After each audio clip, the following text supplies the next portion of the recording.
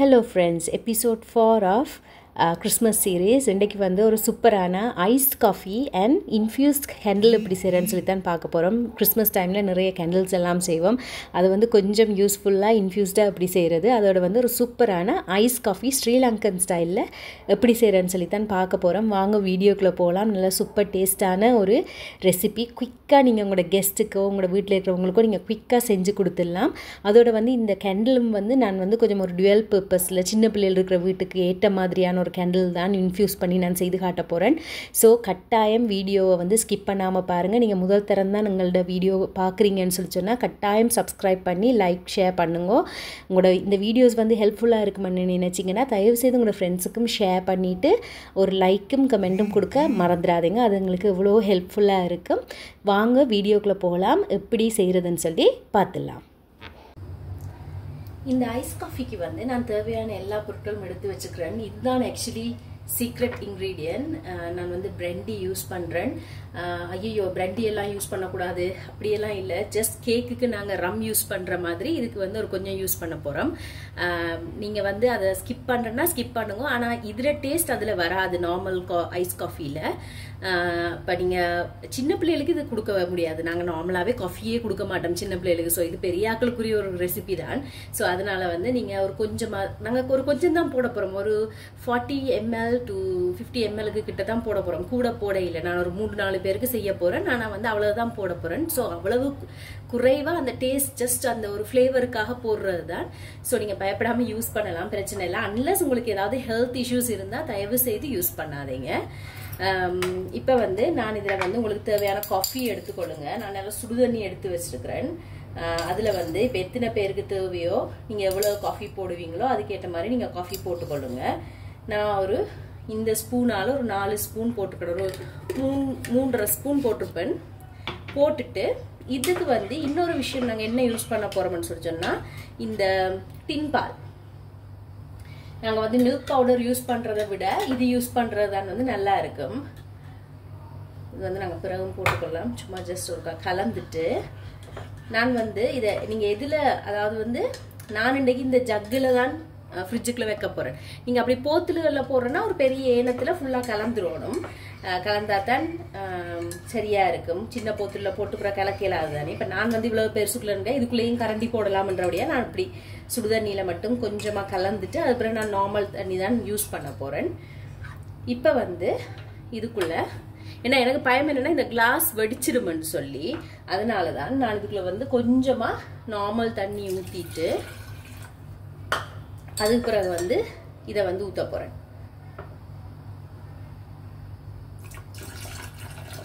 நீங்கள் கெஸ்ட் எல்லாம் வாரண்டா செய்து முதல் நாள் இரவே வச்சிட்டீங்கன்னு சொல்லி சொன்னால் அடுத்த நாள் செம்ம டேஸ்டாக இருக்கும். இது குடிச்சு பார்த்தாங்களுக்கு தெரியும் இதில் டேஸ்ட்.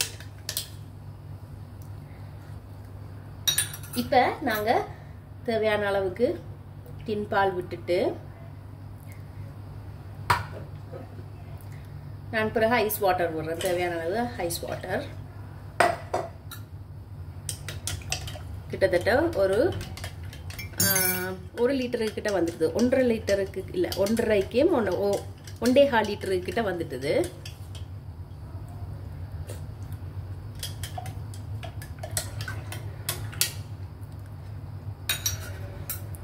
எனக்கு வந்து எல்லாமே அளவாக இருக்குது. அதாவது வந்து காஃபி அதோட வந்து இது பால். ஆனால் வந்து காஃபி வந்து லைட்டாக ஒரு மாதிரி கசப்பு இருக்கணும். அப்போ அதனால நான் வந்து இதுக்குள்ளே கொஞ்சமாக போடுறேன். ஆனால் இது வந்து இப்போ கொஞ்சம் இதாக இருக்குது, என்ன சொல்கிறது, கொஞ்சம் கூலாக இருக்குது. ஏன்னா பச்சை தண்ணி கலந்துருக்கோம், ஐஸ் வாட்டர் கலந்துருக்கோம். அதனால் வந்து நான் என்ன செய்ய போகிறேன்டா கொஞ்சமாக காஃபியை ஊற்றி அதுக்குள்ளே கொஞ்சம் சுடுதண்ணி விட்டுட்டு அதுக்கு பிறகு அதை ஊற்ற போகிறேன். நீங்களும் வந்து இப்படி செய்கிறேன்னு சொல்லிச்சோன்னா செய்யுங்க. ஆனால் ஏன்னா நீங்கள் இப்படி செய்தீங்கன்னா டக்குன்னு அது கூல் ஆகிடும். கொஞ்சம் ஃப்ரிட்ஜுக்குள்ளே வச்சோன்னே சுட இதன்னீங்கன்னா இனி அதை 6 வரையும் வெயிட் பண்ணணும் நாங்கள் ஃப்ரிட்ஜுக்குள்ளே வைக்கிறதுக்கு. ஸோ நான் இதுக்குள்ளே கொஞ்சமாக ஒரு 1/2 ஸ்பூனுங்க கிட்ட காஃபியை எடுத்துருக்கேன். கொஞ்சம் சுடுதண்ணி விட்டு அதுக்குள்ளே ஊற்றி விட போகிறேன். கொஞ்சமாக ஊற்றிட்டு அதையும் கலந்து விட்டுருவோம். இப்போ வந்து எனக்கு டேஸ்ட் பர்ஃபெக்டாக இருக்குது. இப்போ வந்து நான் வந்து இந்த பிரெண்டி ஒரு நான் சொன்ன மாதிரி ஒரு 40ல இருந்து நீங்க 60 ml யூஸ் பண்ணலாம் இந்த 1.5 லிட்டருக்கு. கொஞ்சமா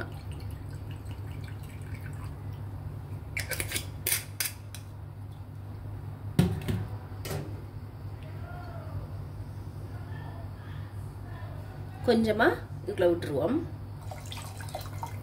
அவ்வளவுதான். இப்போ இது 1.5க்கு நாங்க இவ்வளவுதான் விட போறோம்.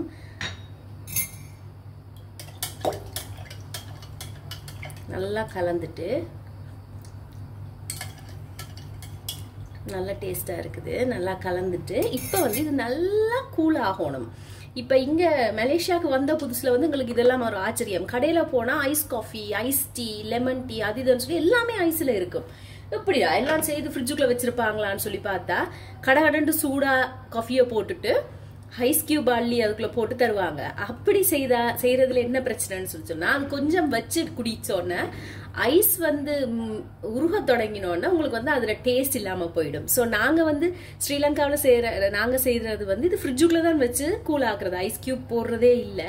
ஸோ இப்போ நான் எல்லாம் போட்டுட்டேன். கிட்டத்தட்ட 1.5 லிட்டருக்கு கிட்ட இருக்குது. இப்போ நான் இதை வந்து ஒரு 2-3 ஹவர்ஸுக்கு மேலே அல்லது ஓவர் நைட் கூட நீங்க அப்படியே ஃப்ரிட்ஜுக்குள்ள வச்சிருங்க. வச்சுட்டு அதுக்கு பிறகு நாங்க இதை சர்வ் பண்ணலாம் சில்டா.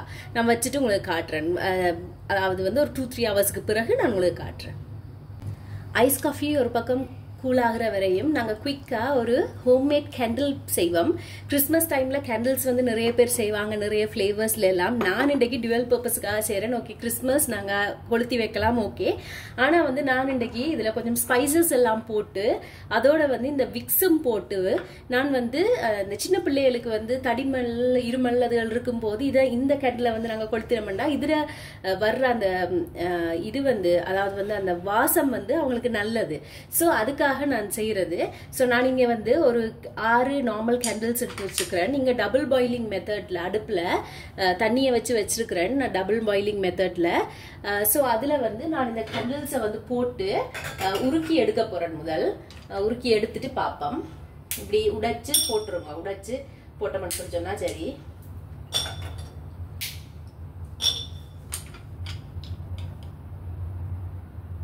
இங்கே இந்த கேண்டில்ஸ் எல்லாத்தையும் நல்லா உடைச்சு போட்டிருக்கிறேன். கீழே தண்ணி வச்சு, உங்களுக்கு டபுள் பாயிலிங் மெத்தட் தெரியும்னு நினைக்கிறேன். கீழே தண்ணி வச்சுட்டு அதுக்கு மேலே இப்படி ஒரு பாத்திரத்தை வச்சு அதுக்குள்ள வந்து இந்த கேண்டிலை போட்டுருக்கிறேன். இந்த பாத்திரத்துல சூட்டுக்கு வந்து இந்த கேண்டில் உருகட்டும்.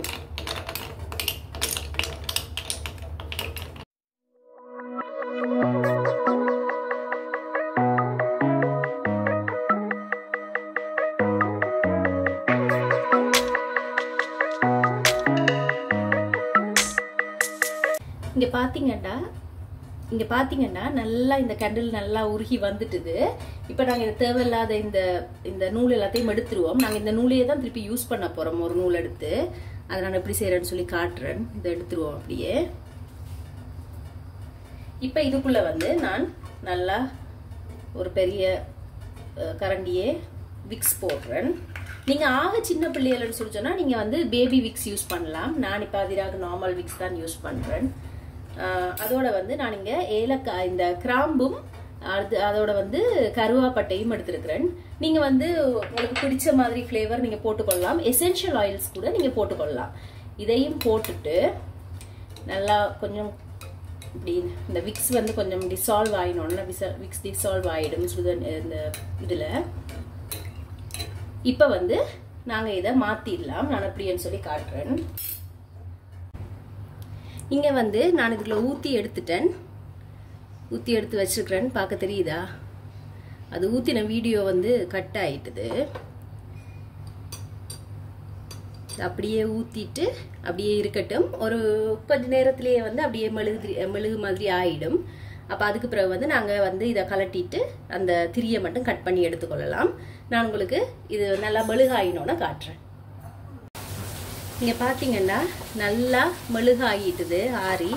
இப்ப வந்து நாங்க இத மெதுவா எடுத்துருவோம்.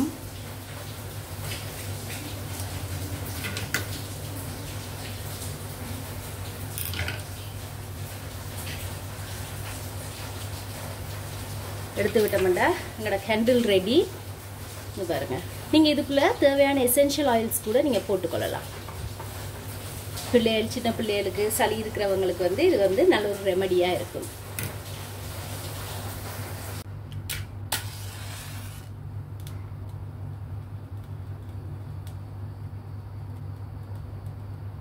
சூப்பரான ஒரு இன்ஃபியூஸ்ட் கேண்டிலும் ரெடி ஆகிட்டுது. காஃபி ரெடி ஆகிறதுக்கு முதல் அதையும் பக்கத்தில் கொளுத்தி வச்சுட்டு அப்படியே இந்த ஐஸ் காஃபியை ருசிச்சு குடித்தோம்னு சொன்னால் அதை விட வேறு என்ன வேணும் உங்களுக்கு? நல்லா கூல் ஆகிட்டுது. இப்படி தான் நீங்கள் கூல் பண்ணணும். ஐஸ் கியூப் மட்டும் தயவு செய்து போட்டுறாதீங்க, அது வந்து நாட் ஓகே. இதுக்கு வந்து இப்போ கிறிஸ்மஸ் நாங்கள் ஏதாவது ஸ்பெஷலாக கட்டாயம் வச்சுருக்கணும் தானே, அதுக்காக ஒரு ஸ்கூப் வெனிலா ஐஸ்கிரீம் சும்மா போட்டு குடிச்சு பாருங்க எப்படி இருக்குதுன்னு சொல்லி எனக்கு கமெண்ட் செக்ஷனில் கமெண்ட் பண்ணுங்க. நல்லா சூப்பரான டேஸ்டியான ஒரு ஐஸ்ட் காஃபி கிறிஸ்மஸ் சீசனுக்கு செய்து பாருங்க. செய்து பார்த்துட்டு எப்படி வந்துச்சுது, உங்களோட ஃபேமிலி என்ஜாய் பண்ணினாங்களான்னு எனக்கு கமெண்ட் செக்ஷனில் கமெண்ட் பண்ணுங்க. நான் உங்களை இன்னொரு வீடியோவில் கட்டாயம் சந்திக்கிறேன்.